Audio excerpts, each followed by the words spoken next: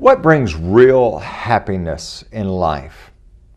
Welcome to this, your daily 180 Bible study. Thank you so much for being part of this study. And please let me encourage you to share this with your friends.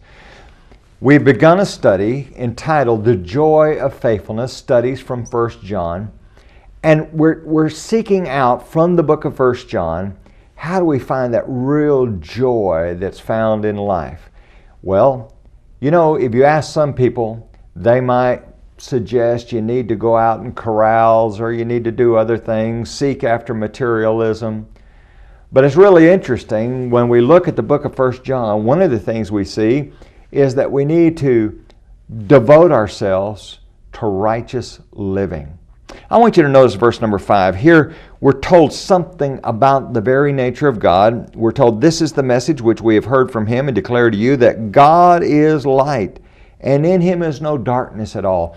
That is the standard, the perfection of God. Now, none of us measure up to that. Verse number 8 says that if we say that we have no sin, we deceive ourselves and the truth is not in us. So don't get the idea that I'm going to try to tell you that you must that you must never have a flaw in your life. Well, the reality is there's no such person living on the earth today.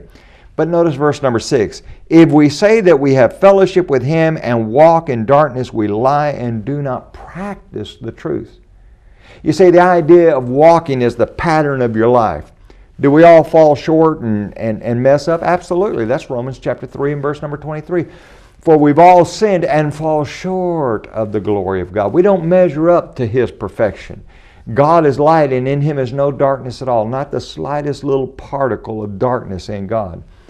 But you see, we cannot make a decision to walk in darkness, that's going to be the practice of our life, and claim to have fellowship with God. And let me tell you something. When you're walking in that darkness and you rob yourself of all the blessings of a relationship with God, you can lie to yourself, you can deceive yourself, but what you've actually done is you have robbed yourself of all the joy that comes from knowing God. You know, it's really bad if someone lies to you.